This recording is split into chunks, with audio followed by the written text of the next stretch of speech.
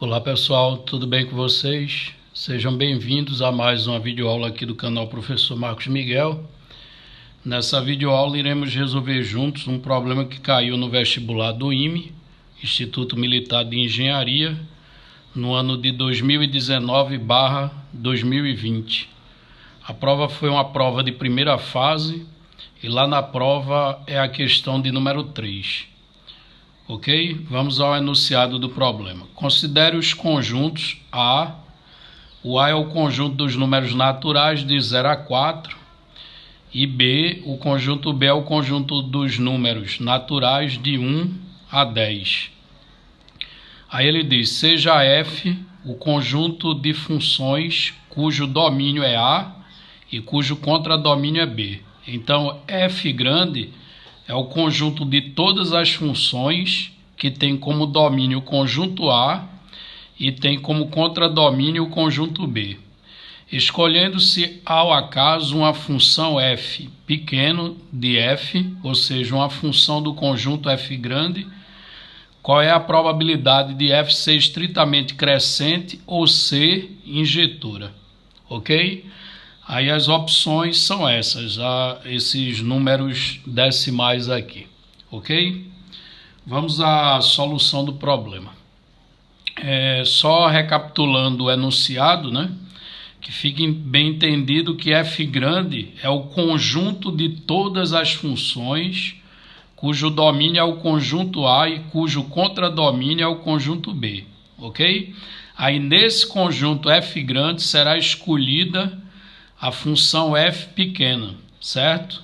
Escolhendo-se ao acaso uma função f pequeno, qual é a probabilidade de f ser estritamente crescente ou ser injetora?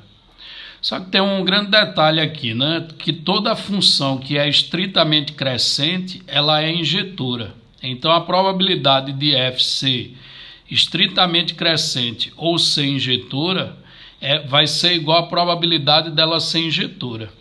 Então, como toda função que é estritamente crescente, ela é uma função injetora, então nesse caso eu posso fazer uma leve modificação aqui e calcular simplesmente a probabilidade da função ser injetora.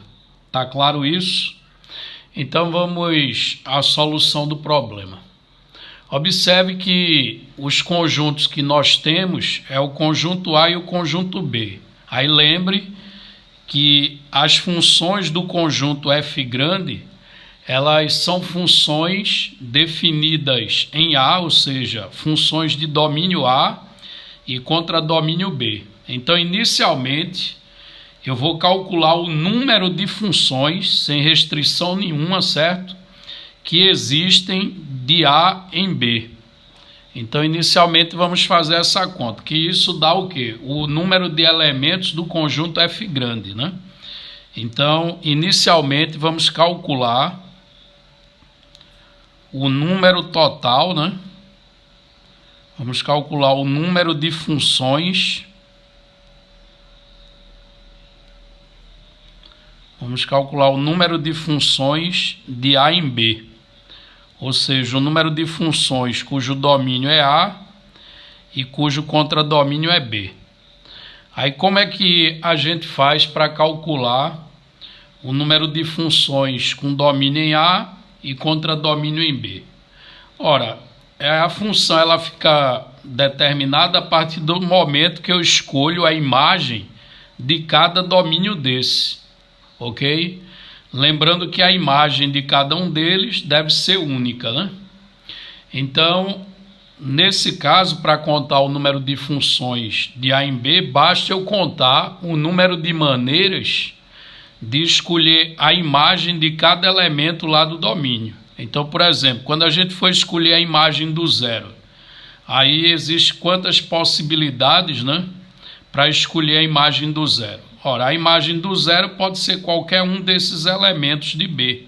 Ou seja, para ser imagem do zero, vamos ter 10 possibilidades. Então, o número de possibilidades de escolha da imagem do zero é 10. Do 1 também é 10, certo? E procedendo assim até o 4, vamos ter 10 vezes 10, vezes 10, vezes 10. Isto é, o número de funções f de A em B é 10 elevado à quinta. Tá claro? Vai ser 10 elevado à quinta, que é 100.000.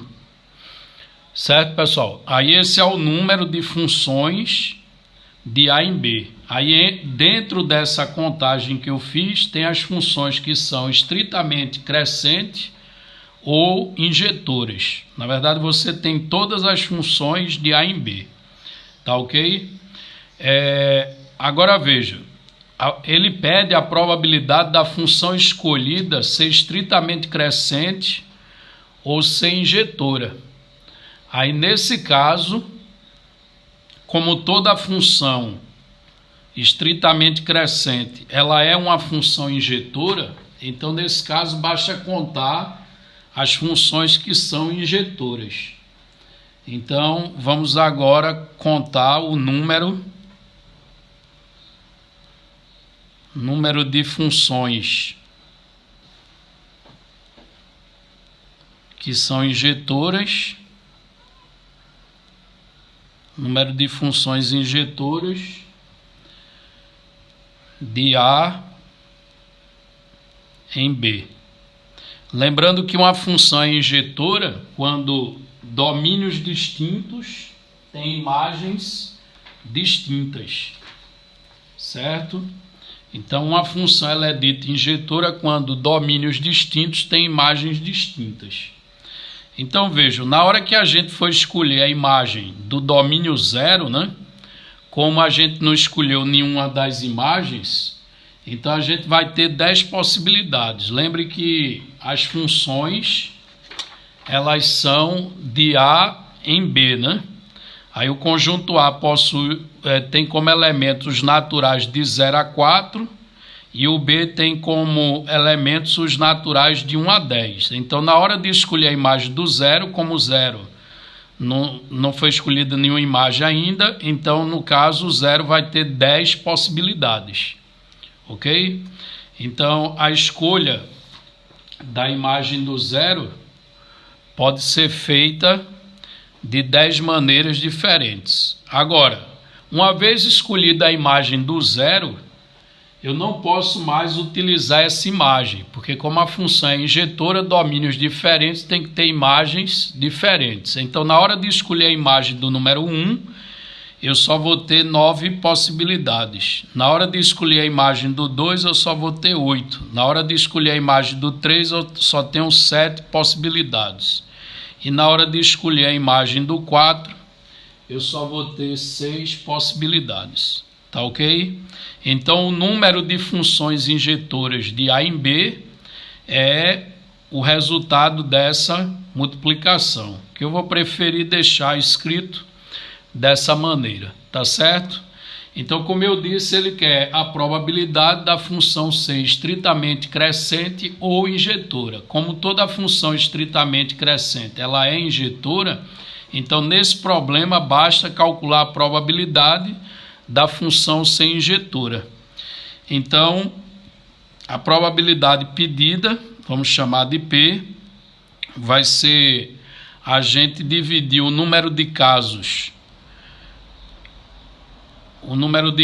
que interessam para a gente, que são o número de funções injetoras, né? No caso, 10 vezes 9 vezes 8 vezes 7 vezes 6, que são os casos favoráveis, e dividir isso pelo número de casos possíveis, que seria o total de funções, que quando a gente calculou lá no início da solução, deu um total de 10 elevado à quinta, ou seja, 100.000 funções de A em B, esse é o total. E aí a probabilidade pedida é só a gente dividir o resultado desse produto por 10 elevado à quinta. Aí isso, se você fizer as contas aí, vai dar 0,3024, ok? Esse é o valor da probabilidade. Aí se você observar as alternativas, ele acrescenta mais um zero aqui à direita, que no caso é indiferente. Aí vamos ver em qual alternativa encontra-se esse valor, tá certo? Aí no caso, se você volta lá no enunciado, você encontra o valor 0,3024 na letra D, ok? Portanto, a alternativa correta para a questão é a alternativa D.